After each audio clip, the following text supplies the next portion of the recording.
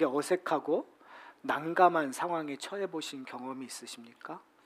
뭐 예를 들어서 궁중 음식을 먹기 위해서 식당을 찾아서 갔는데 여기 이렇게 초막집 이렇게 다 무너져가는 그런 식당 안으로 들어가서 이 궁중 음식을 먹는다는 것이 여러분 상상할 수 있겠습니까?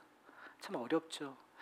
여러분이 상상하고 있는 사실은 우리가 누군가를 대우했었을 때 그 사람을 잘 대우하는 그러한 조건들을 보면 그 사람이 갖고 있는 나와의 관계라든지 아니면 처음 만나는 사람이면 우리도 모르게 그 사람이 있는 뭐 직업이라든지 그 사람의 명성이라든지 아니면 심지어 어떨 때에는 그 사람이 무슨 차를 타고 왔는가에 따라서도 우리는 그 사람을 판단하고 대우하는 우리의 모습들을 보게 됩니다. 그런데 그럴 때도 참 난감해요. 정말 명성이 대단한 것처럼 들었던 사람인데 실제 만나보니까 이거는 이런 말 표현하기는 좀 그렇지만 시점잡배처럼 행동하는 그런 사람들을 가끔 만날 때도 있고 정말 별 볼 일 없는 사람이라고 생각했는데 이야기하면 이야기할수록 이 사람은 진짜 대단한 사람이구나, 이 사람 안에는 뭔가 있구나라는 것들을 경험하게 되는 것을 저희가 종종 보게 됩니다. 제가 오늘 왜 이렇게 이야기하냐면 메시아의 탄생에 대한 이야기를 오늘 본문에서 하고 있어요. 그리고 14절에 보면 이렇게 얘기하고 있어요. 천사들이 찬송하는 내용들이 지극히 높은 곳에는 하나님께 영광이요 땅에서는 하나님이 기뻐하시는 사람들 중에 평화로다. 이 말이 천사들이 이러한 것들 선포되었을 때 메시아의 탄생을 전제 조건으로 한다면 어떠한 장소여야 될까요?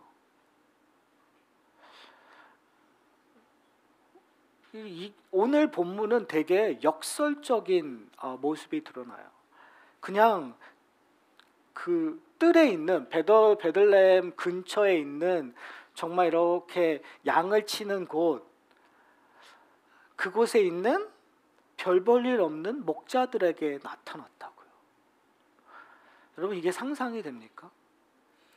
이스라엘 백성들이 정말 오랫동안 기다려왔던 메시아예요. 성경에서 그토록 강조했던 메시아예요. 이스라엘 민족만 구원할 것이 아니라 이 메시아를 통해서 만방이 열방이 하나님께로 돌아온다고 예언해왔던 그 메시아의 탄생에 대한 이야기의 선포가 어떻게 이런 모습일까요? 저는 이 모습을 통해서 저희는 오늘 본문을 정말 수도 없이 적어도 1년에 한 번 정도는 성탄 주일 때 저희가 들었었던 본문이기 때문에 우리에게는 상당히 익숙한 본문이에요. 그래서 어떤 의미에서는 예수님의 탄생에 대한 이야기를 저희가 함께 묵상하고 말씀을 듣겠지만 저는 저희들이 갖고 있는 신앙의 태도도 한번 돌아보는 시간이 되었으면 좋겠어요. 우리의 신앙의 태도가 과연 어떤가? 우리가 생각하고 우리가 당연하게 여기는 신앙의 태도가 뭔가 잘못되고 있지는 않은가? 우리가 올바른 믿음을 갖고 있는 신앙인으로서 우리는 어떠한 대우를 받아야 되고 또 우리는 서로에게 어떠한 대우를 해야 된다라고 하는 그러한 선입견들은 도대체 어디서 왔는가? 사실은 성경은 특별히 적어도 예수님의 인생을 기록하고 초대교회의 이야기를 하고 있는 신학은요 되게 역설적이에요. 삶 자체도 역설적이고요, 말씀의 파워도 역설적이에요. 그러니까 지금 현대의 교회에서 우리가 신앙생활하고 있는 내용과 상당히 대조되는 반대편에 있는 이야기들을 하고 있어요. 그럼에도 불구하고 우리는 사실은 거기에 귀를 기울이지 않습니다.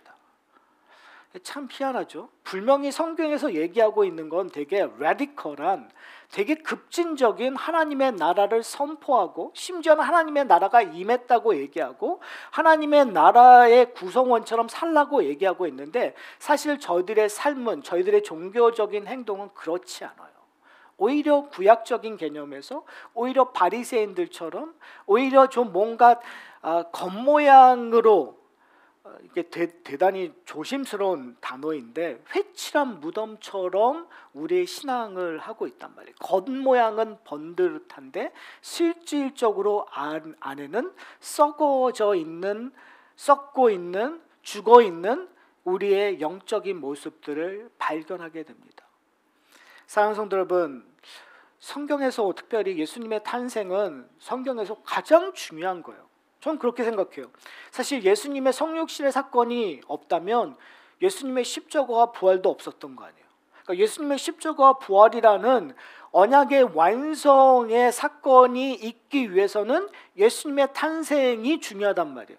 그렇죠? 그러면 예수님의 탄생의 이야기에서 우리에게 얘기하고 있는 것들은 우리에게 여러 가지 메시지를 전달하고 있는 거죠. 저는 오늘 본문을 통해서 이상한 점 하나가 있습니다. 그건 뭐냐면 등장인물들을 한번 이렇게 살펴보세요.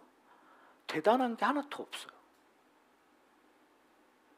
분명히 천사는 메시아에 대한 선포, 메시아가 왔다고 얘기하고 하늘의 영광이고 이 땅의 평화라고 얘기하고 있는데 본문에 나와 있는 사람들의 그 상황과 그들의 인물들을 보면 그렇지 않아요. 마태복음은 그래도 동방박사를 소개해요. 그러니까 저 먼 이방에 있는 사람들도 메시아가 오는 줄 알고 따라서 와서 드디어 예수님을 만나고 정말 좋은 보물을 드리는 걸로 표현을 해요. 그러나 누가는 그런 얘기를 하고 있지 않아요. 예수님의 탄생의 스토리는 어떻죠? 이게 좀 세상적으로 얘기하면 처녀가 잉태한 거잖아요.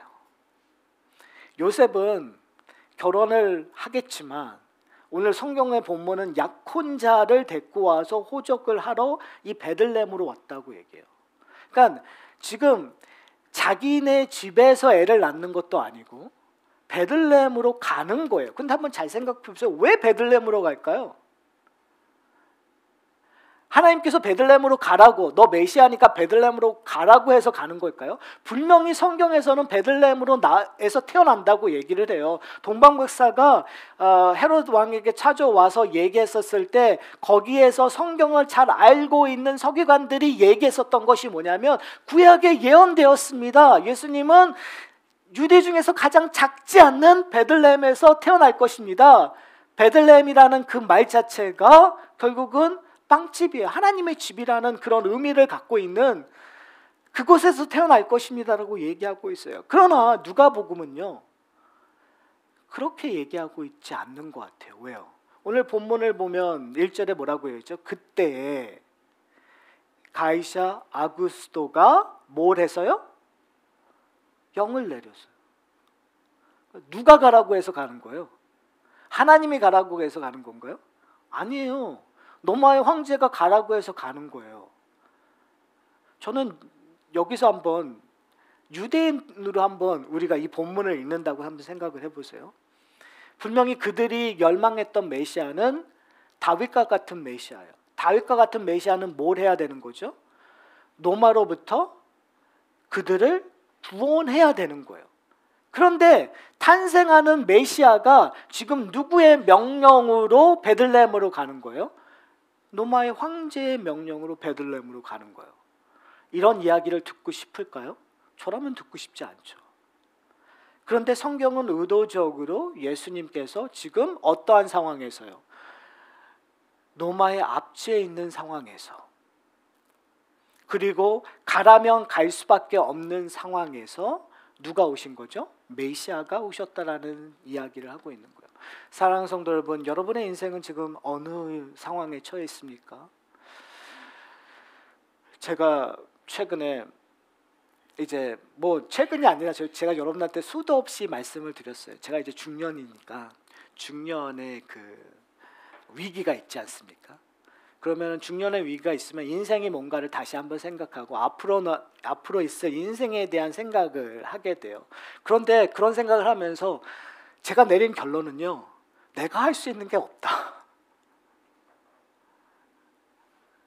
저는 저희 자녀들이 대학교 졸업하면 내 마음대로 할 수 있다고 생각을 했거든요. 그런데 이게요, 내 마음대로 할 수 있는 게 하나도 없어요. 정말 그냥 사회가 가라면 갈 수밖에 없는, 이 경제가 흔들면 그 경제 흔들리는 거에 그냥 따라갈 수밖에 없는, 가족이 어떻게 하라고 하면 그렇게 할 수밖에 없는.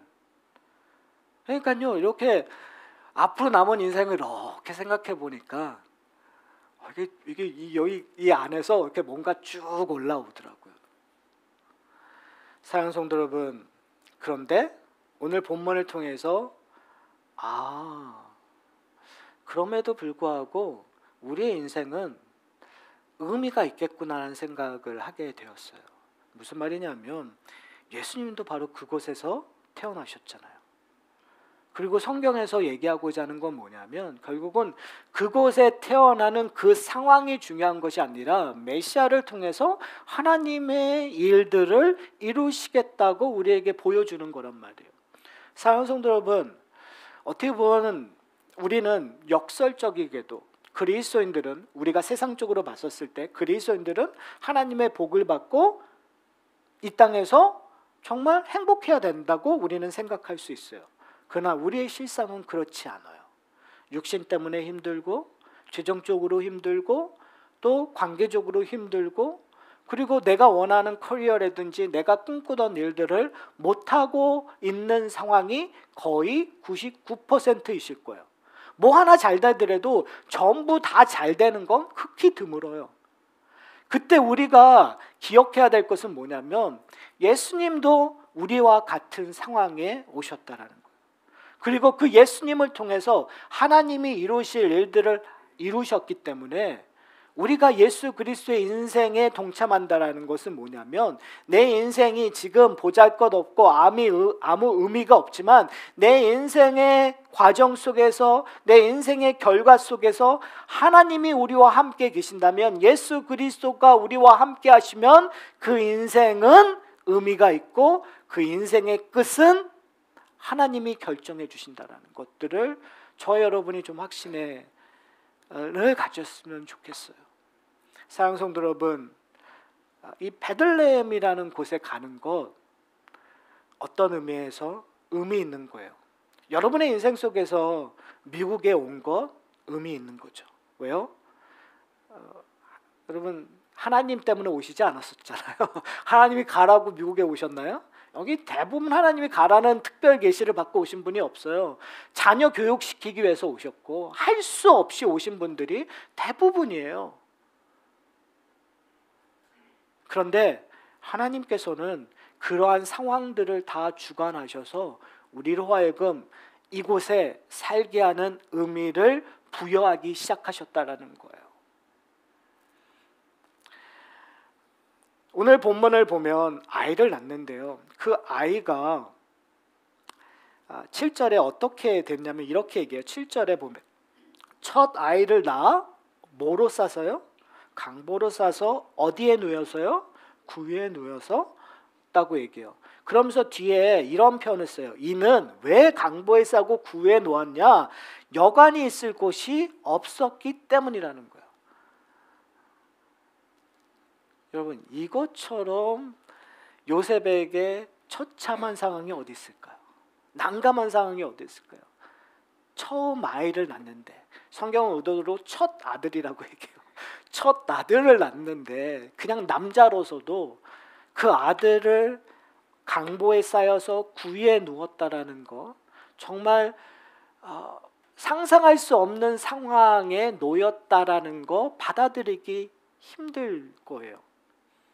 그러니까 바로 이런 곳에서 뭐가 표현이 되고 있냐면 그 구유에 강보에 쌓인 아이가 누구라는 거예요? 메시아라는 것들을 성경은 우리에게 보여주고 싶은 거예요.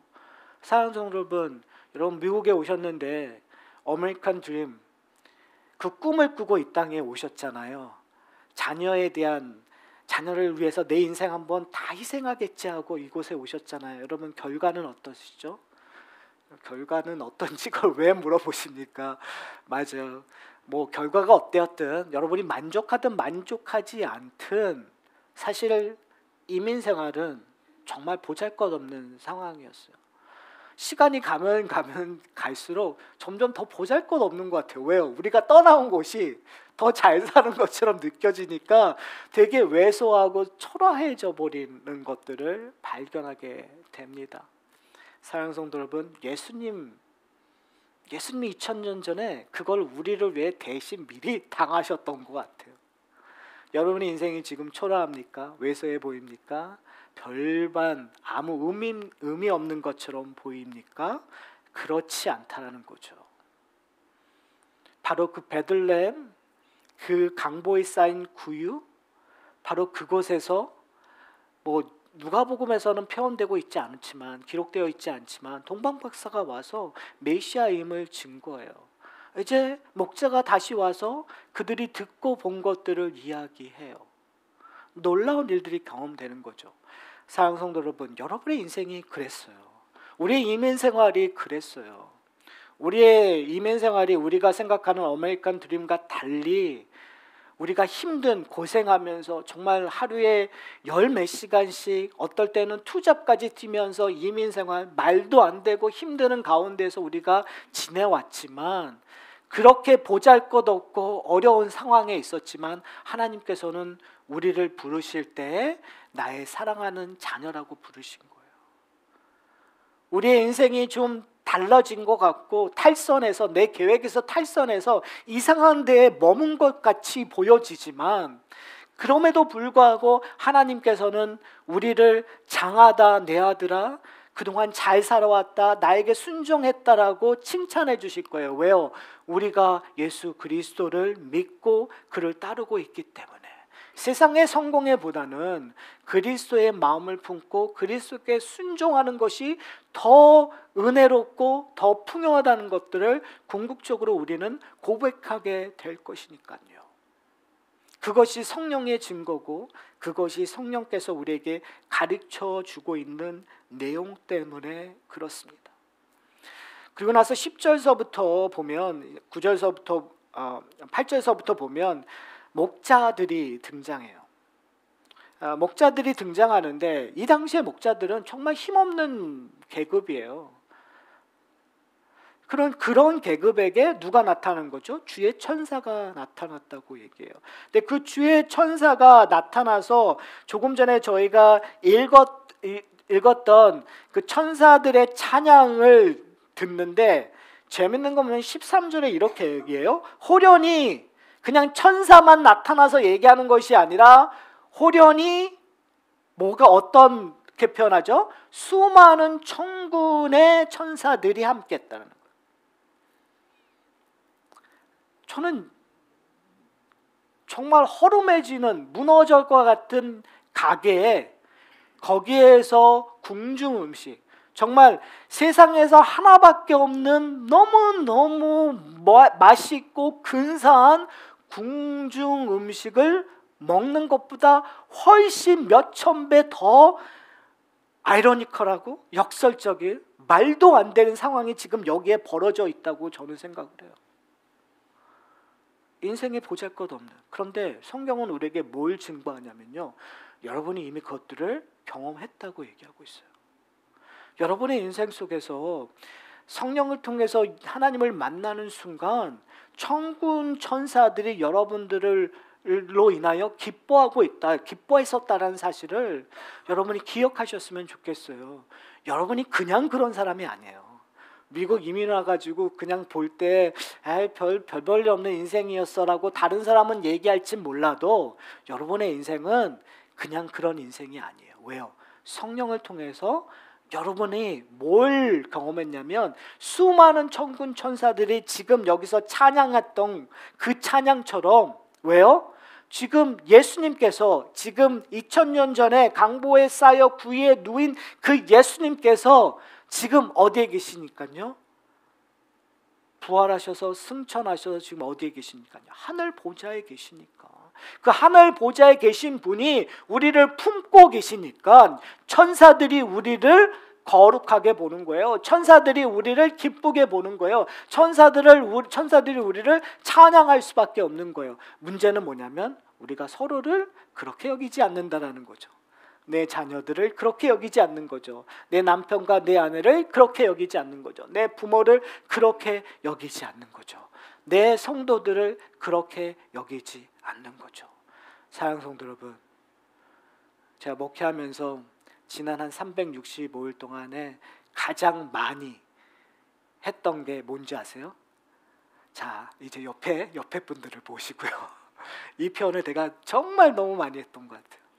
근데 한번 옆에 있는 분을 보세요. 여러분 정말 천사들이 여러분을 찬양하는 존재예요. 안 그렇게 보이시죠? 그냥 그런 사람처럼 보이시죠? 근데 그렇지 않다는 거예요. 왜요?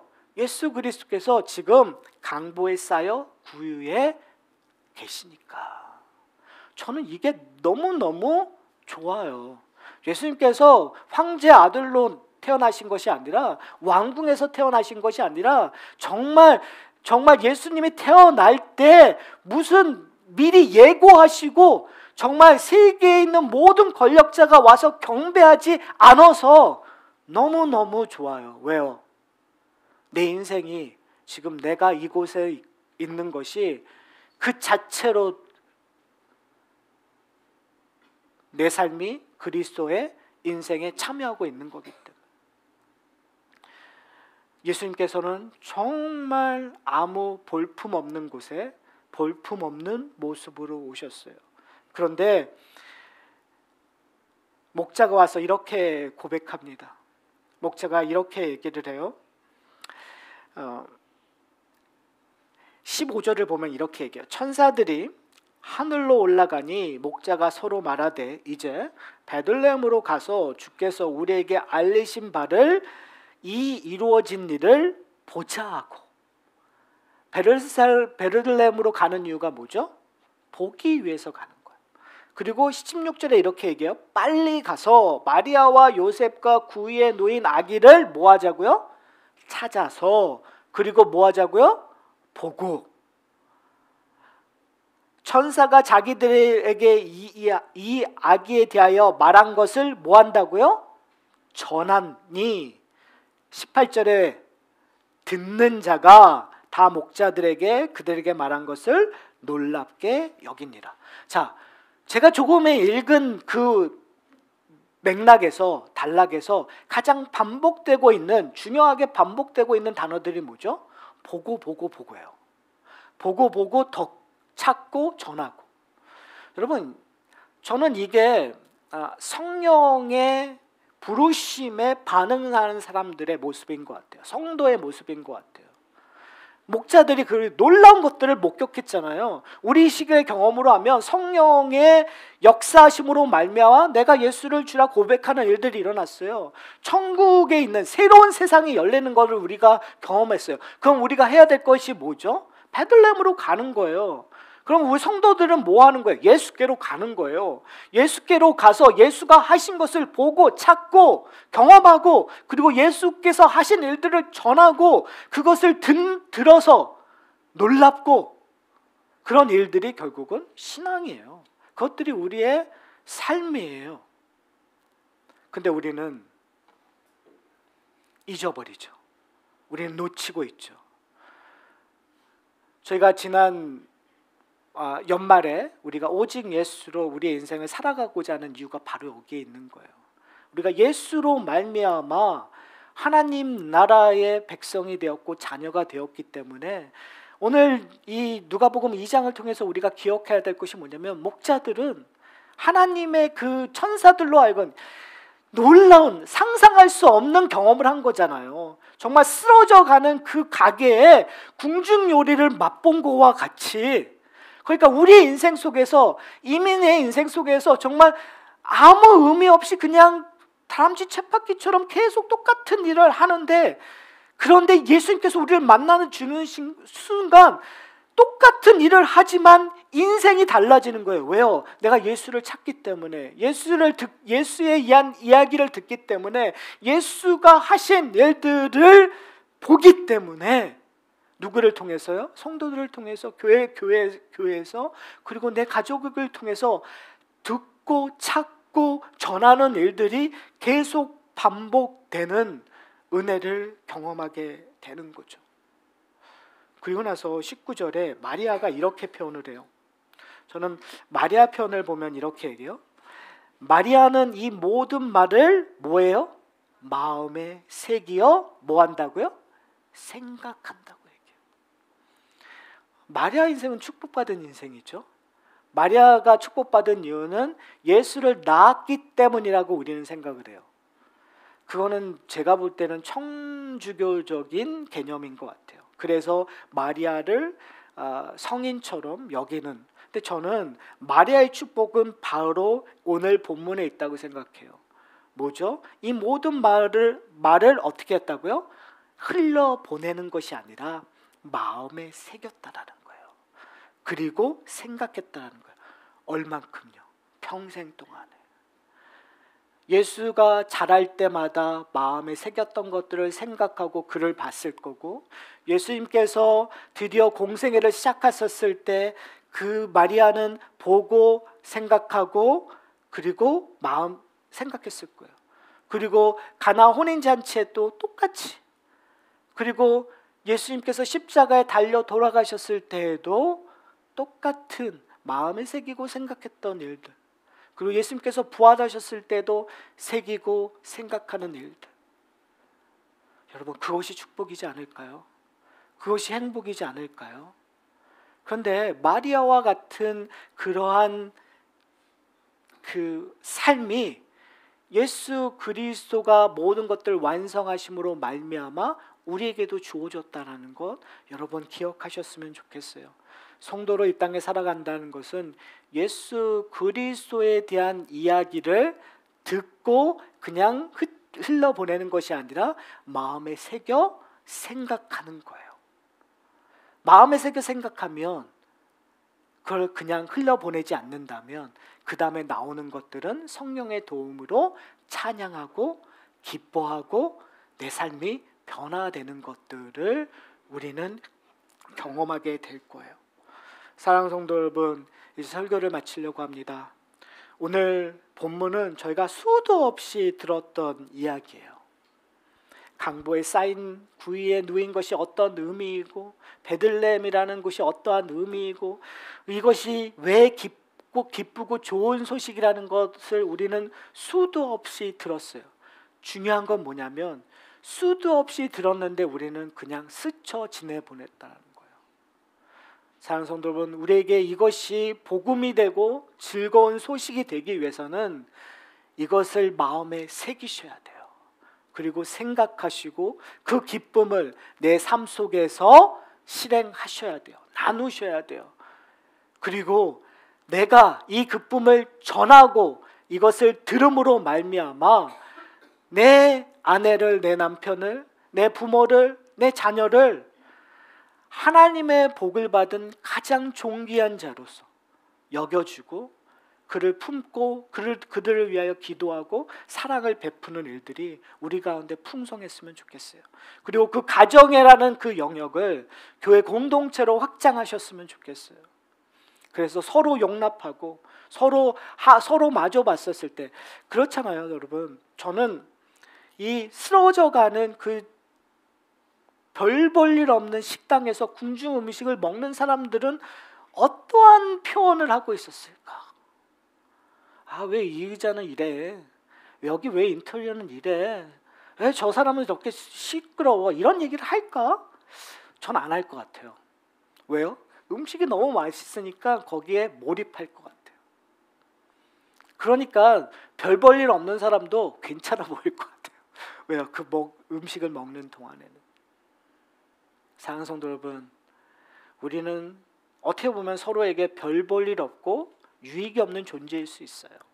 그러나 예수 그리스도 때문에 우리는 서로 존중하고 서로를 대우하고 그 사람보다 더, 그리스도인은 그런 것 같아요. 예를 들어서 세상에서는요, 사람을 대우할 때 그 사람의 존재만큼만 대우합니다. 그 사람이 갖고 있는 명성만큼만 대우합니다. 그 사람이 갖고 있는 부유함만큼만 대우합니다. 그러나 성도들은요, 그 사람이 갖고 있는 것보다 더 많이 대우하는 거예요. 왜요? 그 사람이 누구를 갖고 있기 때문에, 예수 그리스도를 소유하고 있기 때문에. 내가 성도를 봤었을 때 성도를 보면 내 마음이 편치 않을 수 있어요. 그러나 그 성도 안에 있는 예수 그리스도를 보게 되면 우리는 기뻐해야 돼요. 즐거워해야 돼요. 감사해야 돼요. 그리고 높여드려야 돼요. 왜요? 예수님이 그를 사랑하셨으니까. 당연히 나도 사랑하고 높여드려야 된다는 것들을 고백할 뿐만이 아니라 우리의 마음에 새기고 그리고 생각하시고 그리고 함께 실행에 옮기는 저와 여러분이 되시기를 소원합니다.